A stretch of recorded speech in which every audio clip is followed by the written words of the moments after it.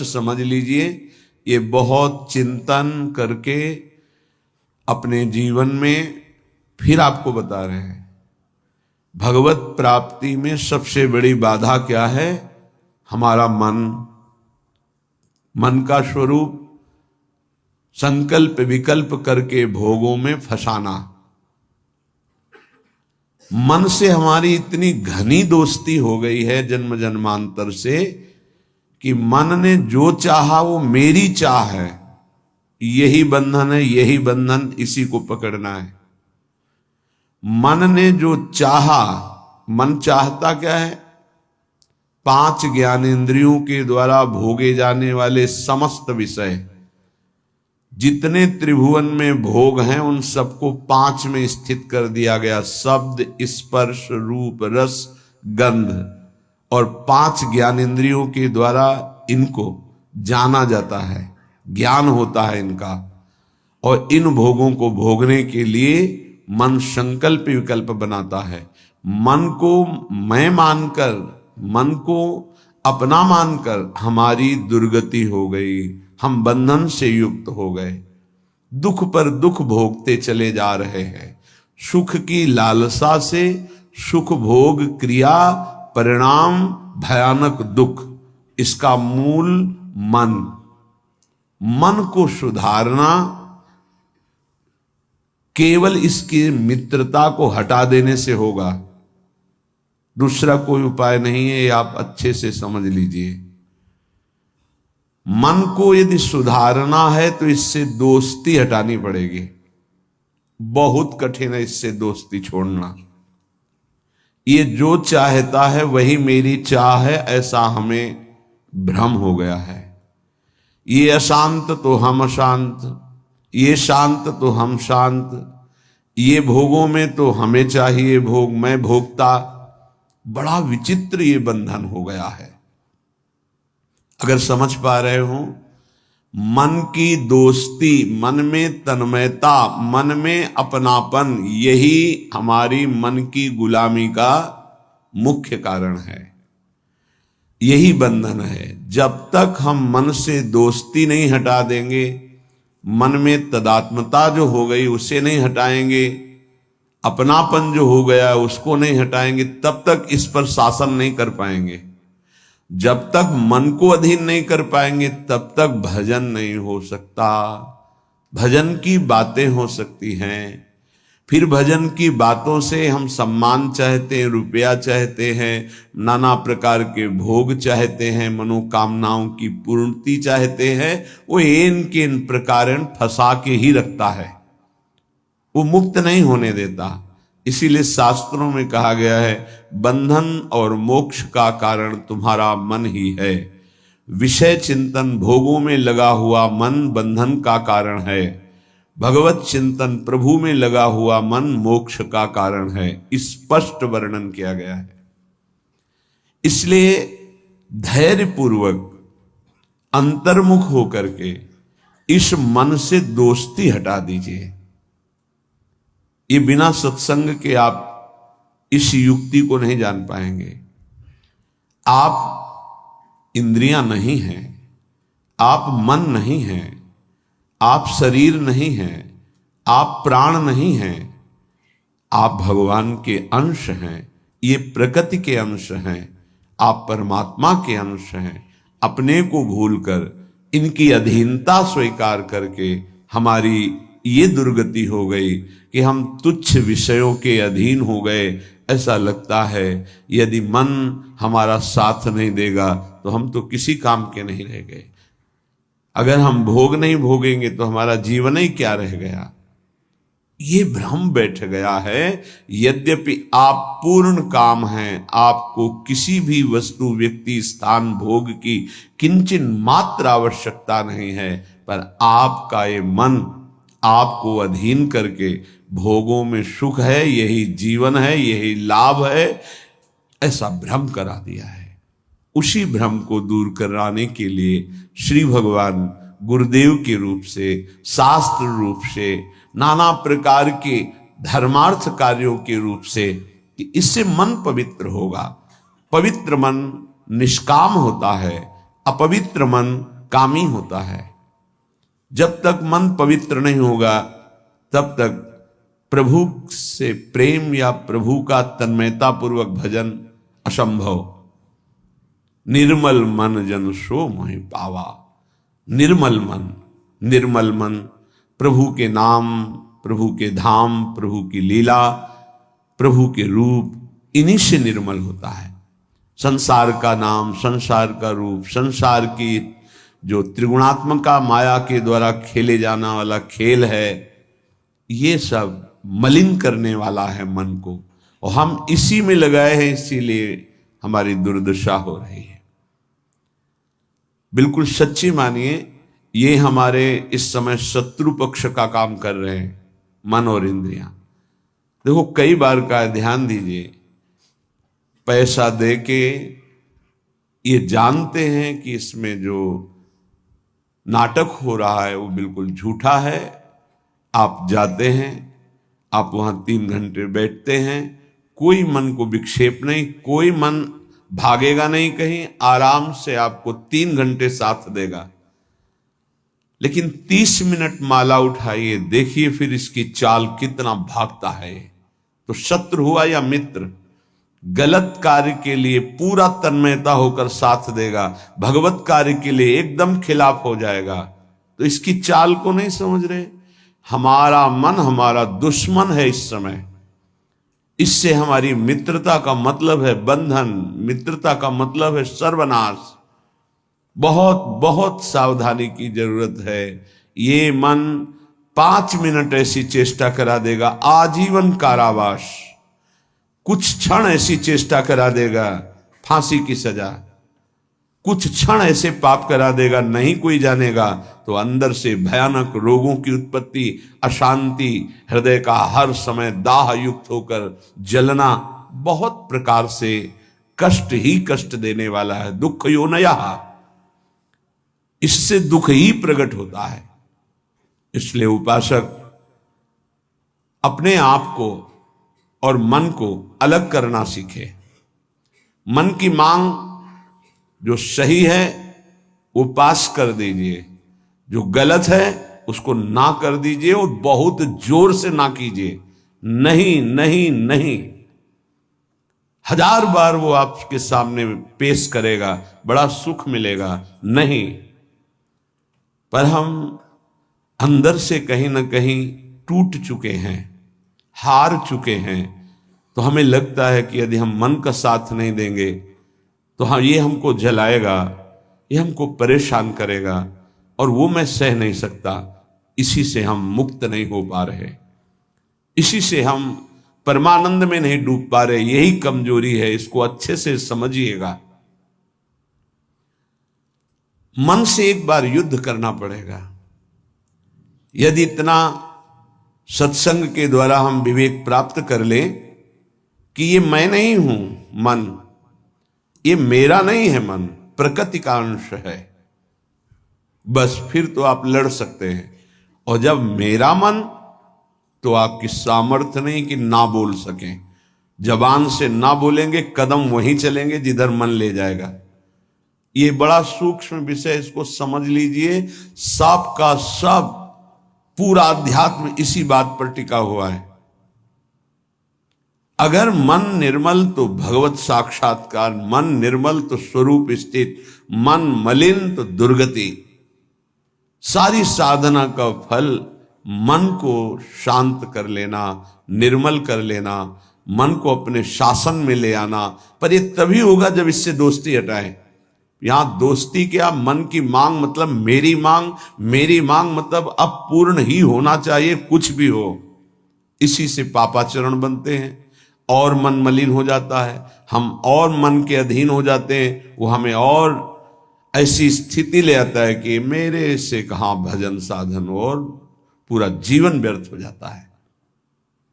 श्रीपाद प्रबोधानंद जी महाराज कहते हैं, जागर्ति दुंदभिरवः परमोत्र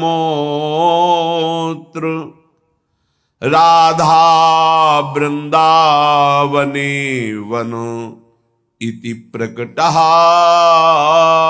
पुराणे तस्या विधेयमसमूर्ध महानुराग मूर्तेस् तदंगनमपोहे हरिम क्व पश्ये। हे भाई, मेरी बात सुनो और जाग जाओ। ये मोह निद्रा में तुम सो करके अपने जीवन को नष्ट कर रहे हो। क्या सोना है? ये मेरी पत्नी, मेरा पुत्र, मेरा मकान, मेरी संपत्ति और इतना एकत्रित कर लिया है, अब और आगे इतना एकत्रित करूंगा, ये भोग लिया है, आगे ये भोग लूंगा, ऐसा ऐसा। ये स्वप्न चल रहा है। मोह निशा सब सोवनिहारा, देखें स्वप्न अनेक प्रकारा। अब इस स्वप्न में इतना लंबा स्वप्न है कि हम ये जान ही नहीं पा रहे हैं कि हमको यहां से जाना है, कुछ नहीं ले जाना है। हम आए किस लिए हैं, कर क्या रहे हैं, करना क्या है, इसका समाधान ही नहीं हो पाया। बस चलता जा रहा है। दूसरे को दाह संस्कार करके शौक आता है, समझाता है दूसरों को, खुद नहीं समझता कि यही दशा मेरे शरीर की होने वाली है। फिर इसके बाद कोई नवीन शरीर मिलेगा जिसमें हम साधना नहीं कर सकते, जिसमें हम बंधन से मुक्त नहीं हो सकते। इसलिए जागो, प्रभु की प्राप्ति ही जगना है। जहां तुम्हारे हृदय में भाव आया कि मुझे इस जन्म में भगवत साक्षात्कार करना है, जीवन मुक्त होना है, जगना प्रारंभ हो गया। अगर ये चाह नहीं आई तो सो रहा है, चाहे कोई भी हो। 18 पुराण कंठस्थ हो, चारों वेद कंठस्थ हो, लेकिन लक्ष्य भगवत प्राप्ति नहीं है तो सोया हुआ है। जगा हुआ पुरुष वही माना जाता है। मोह का नाश होकर ज्ञान का प्रादुर्भाव हो जाना। होय विवेक मोह भ्रम भागा, तब सब विषय विलास विरागा।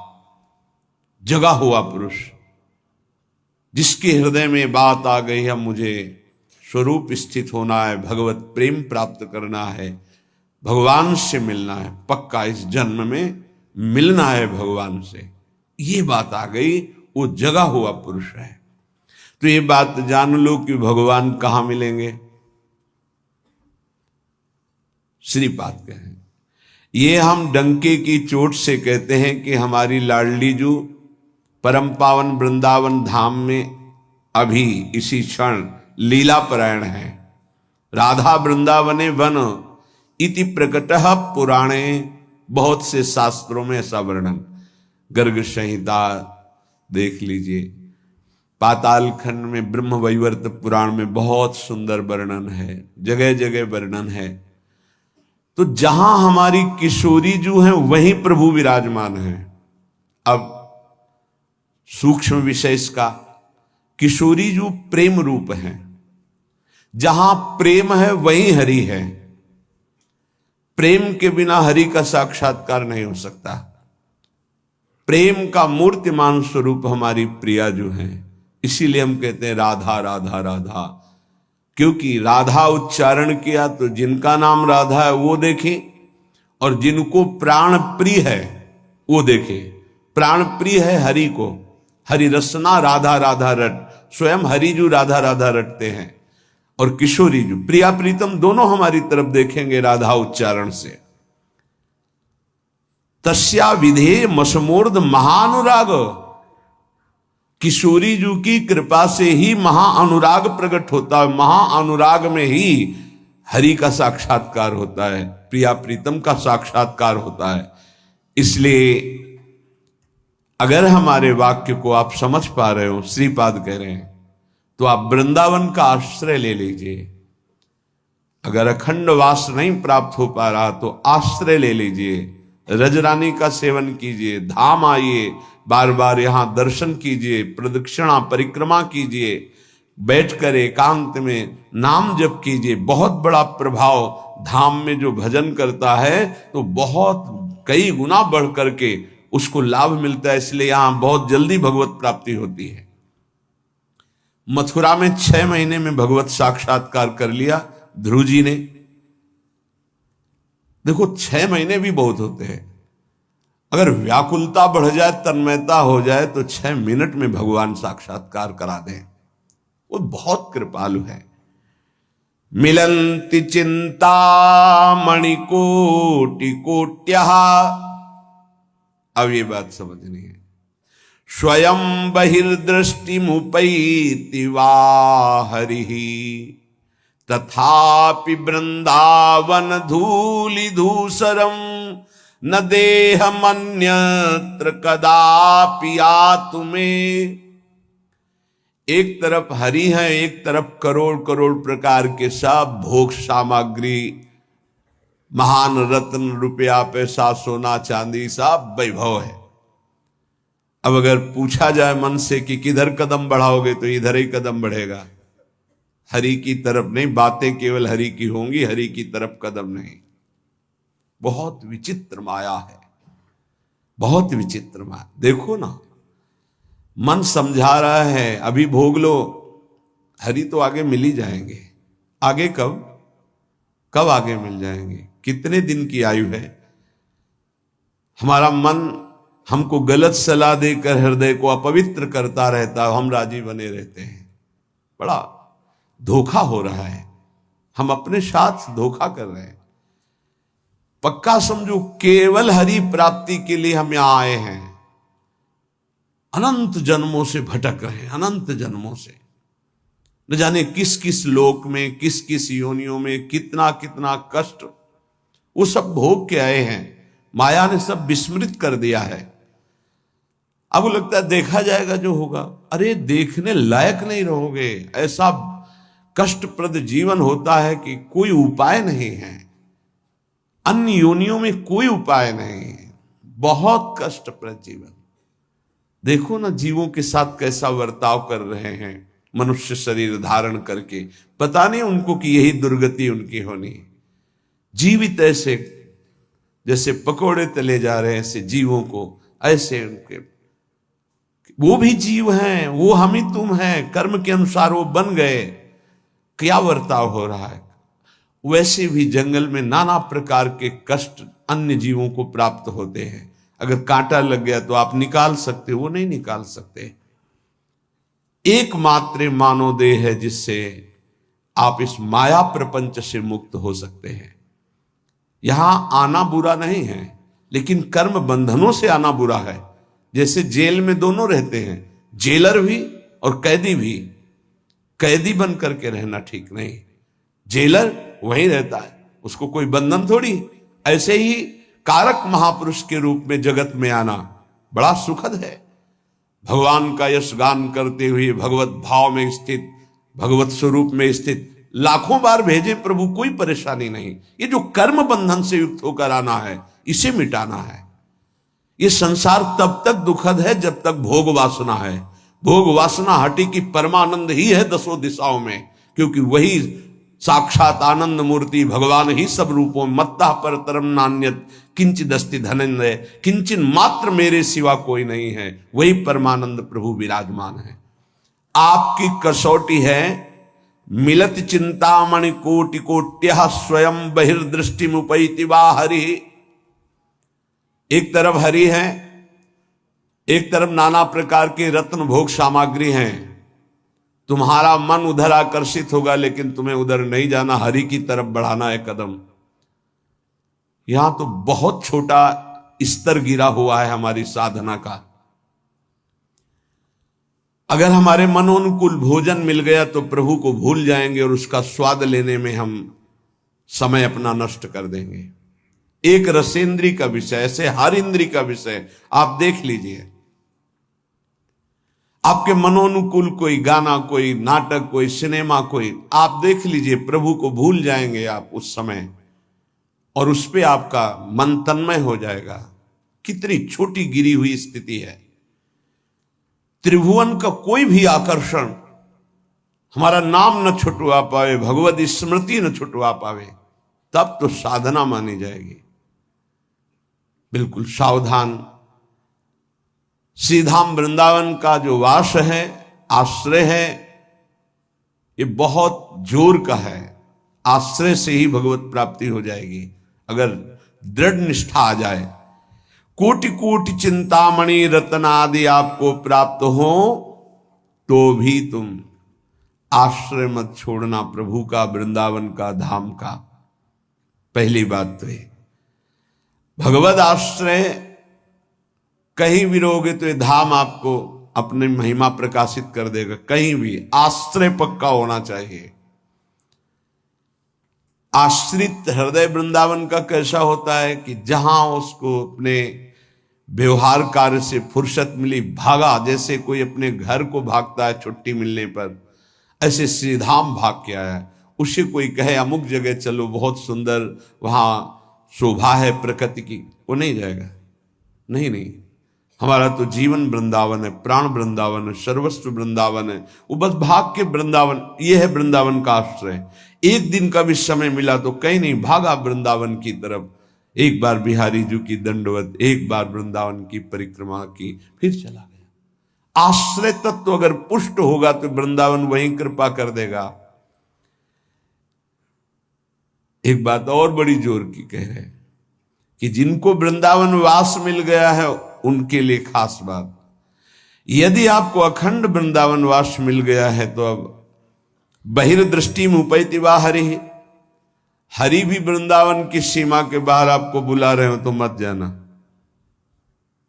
जैसा श्रीपाद श्लोक में लिख रहे हैं, श्री भट्ट देवाचार्य जी उसे पद में लिख रहे हैं, विपिन राज सीमा के बाहर हरिहू को न निहार, रे मन वृंदा विपिन निहार।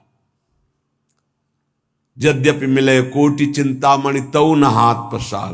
बिल्कुल उसी की टीका है मानो। जय श्री भट्ट धूलि धूसरतन यह आशा और, तथापि वृंदावन धूलि धूसरम न देह मन्यत्र कदापि आतु में। वृंदावन की रज से सना हुआ हमारा शरीर और अंतिम श्वास यही पूरी हो राधा, वो बात बन गई जो बड़ी बड़ी साधना से नहीं बनती, बड़ी बड़ी साधना से। अंदर की खास बात है अपने को भूल जाना और प्रभु के चिंतन में तन्मय हो जाना, यह भक्ति का लक्षण है। सब कुछ भूल जाना, अपने स्वरूप में स्थित हो जाना, यह ज्ञान का है। इसके अलावा भगवान की माया का प्रभाव है। बड़ी विडंबना है, भगवान की कृपा से जब कोई साधन बनता है तो हम भगवान की कृपा ना कह करके, भगवान की कृपा ना मान करके हम उसमें अपना अहम आरोपित कर लेते हैं। इसलिए हमारी साधना बाधित हो जाती है और हम विक्षिप्त हो जाते हैं, विक्षेप पड़ जाता है साधना में। किसी के मुख से सुन रहे थे कि मैं केवल प्रवचन नहीं कर रहा हूं, इतना समय हो गया, ये नहीं खाया, ये नहीं पिया, ऐसा ये त्याग। अरे ये सब देहाभिमान के अंतर्गत है, इसका कोई महत्व नहीं है। मछली जल में रह करके पूरा जीवन व्यतीत करती है केवल जल पी करके, केचुआ केवल मिट्टी खा के रहता है, कितने पंछी केवल फल खा के रहते हैं। क्या भगवत प्राप्ति हो जाती है क्या? ये साधन देह विस्मृत करने के लिए है कि जो कुछ मिला थोड़ा डाल दिया, बस नाम चिंतन, भगवत चिंतन। चिंतन इस बात का कि एक एक दिन हम प्लस जोड़ रहे हैं कि ये नहीं खाया, ये नहीं पिया, ये नहीं त्याग, ये तो प्राकृतिक क्रिया है, इसका कोई महत्व है क्या? देह धर्म से युक्त होकर, देहाभिमान से युक्त होकर ऐसी चेष्टाओं में साधक उन्नति नहीं प्राप्त करता, गर्व करता है और पतन हो जाता है। महाराज ययाति का सुकृत नष्ट नहीं हो रहा था, बड़े समय से उत्तम लोकों में विमानों से घूम रहे थे। देवराज इंद्र ने एक बार उनको बुलाया, महाराज आपने कौन सा सुकृत किया कि आपके दिव्य लोक सुरक्षित हैं, अर्थात आपका पतन नहीं हो रहा, आपके पुण्य नष्ट नहीं हो रहे। तो सभा में जब ऐसा पूछा तो अहम उदित हो गया। महाभारत में भगवान व्यासदेव जी वर्णन करते हैं, उन्होंने कहा ना कोई ऐसा हुआ है, ना है, ना आगे होगा। जैसा मैंने दान किया तप किया सुकृत किए, बस ऐसा निकलना था कि सारे सुकृत भस्म हो गए। देवराज इंद्र ने कहा विश्व के समस्त ऋषियों का, महात्माओं का, धर्मात्माओं का आपने अपमान कर दिया, आप भ्रष्ट हो जाए। उसी समय सर के बल नीचे ऐसे मृत्युलोक की तरफ आने लगे। तब उन्होंने आर्त भाव से कहा गलती हो गई हमसे, हमारी अंतिम प्रार्थना, जा तो रहा हूं नीचे के लोक में लेकिन महात्माओं के बीच में गिरूं। तो कुछ महात्मा ऐसे खड़े हुए, महाराज शिवी भी उसमें थे, भगवत चर्चा संभाषण कर रहे थे। देखा कोई तेजों में पतन की स्थिति से आ रहा है गिरता हुआ, तो ये कोई पुण्यात्मा है, रोक दिया अपने भजन बल से। जब ये जाना कि ये तो महाराज ये आती है, सारे सुकृत अपने दे दिए, तत्काल ऊपर से ऊपर चले गए। भजन का एक बल है, वो बल भगवान की कृपा से जुड़ा होना चाहिए। अगर अहम से जुड़ गया तो पतन होने में देर नहीं लगती। इस बात में साधक बहुत सावधान रहे। प्रायः ये अहम घूम करके ऐसे आ जाता, ऐसे शब्द साफ संतों की अवहेलना हो रही थी उनके मुख से, साफ संतों की। ऐसा कोई कर सकता है जैसा मैं कर रहा हूं? मैं कुछ नहीं है। ये खाना पीना, लेना देना, उठना बैठना, ये एक प्राकृतिक चेष्टाएं हैं। इनसे किसी की महात्मा स्थिति नहीं जानी जाती। महात्मा स्थिति हृदय की होती है, जो समस्त द्वंद्वों पर विजय प्राप्त कर चुका है, जो देहाभिमान रहित हो चुका है, जो तीनों शरीरों के राग का त्यागी, उसे महात्मा कहते हैं। बड़ा सूक्ष्म विषय अध्यात्म, इसीलिए कह रहे अध्यात्म को समझने की जिज्ञासा करने वाला कोई लाखों में एक होता है, और अध्यात्म की जिज्ञासा पूर्ण करने वाला कोई करोड़ों में एक होता है। आप शास्त्रों में पढ़ के देखिए, हजारों जन्मों की पुण्य एकत्रित होते तब मुमुक्षुता जागृत होती, मैं मुक्त होना चाहता हूं। अरे भगवान की कृपा से कोई साधन बन जाए तो दैन्य हो जाओ कि भगवान ने साधना करवा दी। कृपयतु मयि वृंदारण्य राज्ञी मनाग, प्रतिबहुल कृपारुष्णेह भाराद्रुदश्रु, फलतु तदनुकंपा कल्पवल्ली, फलम त्वद् भूतो मदिवसतिर्मे तत्प्रियारामशीम्नि।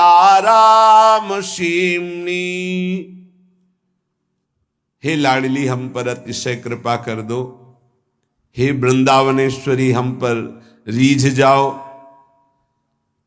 ऐसी कृपा कर दो कि आपकी चरण चिन्हों से चिन्हित इस भूमि की सीमा से कभी बाहर ना जाऊं, ऐसी कृपा कर दो।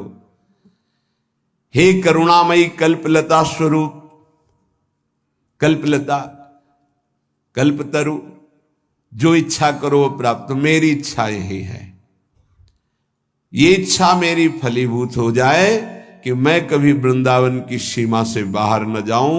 हे लाडली, यदि बाहर जाऊं तो आपका भरोसा केवल रहे हृदय में। आपके भरोसे से ही हम संसार प्रपंच के खेलों में फंसेंगे नहीं। महारानी जू, हे प्रिया जू, आप करुणामयी हम पर ऐसी कृपा कर दो कि पहली बात तो वृंदावन की सीमा के बाहर न जाऊं, दूसरी बात अगर बाहर सेवार्थ व्यवहार्थ तो हे लाडली आपके चरणों का दृढ़ भरोसा रहे। अगर श्री जी के चरणों का दृढ़ भरोसा है तो पतित नहीं हो सकता उपासक। बाहर और भीतर, संसार में और धाम में, दोनों बात समझ लीजिए। हृदय में और बाहर व्यवहार में, धाम में और संसार में, वही सौभाग्यशाली माना जाएगा जिसका चिंतन प्रभु से हो रहा है। जो प्रभु के चिंतन में जुड़ा हुआ है वही महान सौभाग्यशाली। धाम की एक असीम कृपा है, पर आप धाम में रहकर प्रिया प्रीतम का चिंतन नहीं करते, मनमानी पापाचरण करते हो, तो पुनः यही जन्म होगा लेकिन दंड मिलेगा। ऐसा नहीं कि आप धाम वास कर रहे हैं, मनमानी आचरण कर रहे हैं तो आपको विमान आएगा, नहीं, आपको यही दंड मिलेगा। बहुत विविध प्रकार के दंड है। यहां भूत भी बनते हैं, हजारों वर्ष तक भटकना होता है, जब तक कोई सिद्ध महापुरुष नहीं मिल जाएगा तब तक उद्धार नहीं होता। पर रहेंगे धाम में, भूतेश्वर भगवान जो मथुरा में विराजमान, उनके शासन में रहेंगे। यहां भी विविध योनियों की प्राप्ति हो जाएगी, बड़ा कष्ट में जीवन रहेगा। इसलिए मानव देह मिला है, कोई अपराध न बने, निरंतर भगवत चिंतन हो। अगर ये बात आश्रय लेकर बाहर भी हो रही है तो आप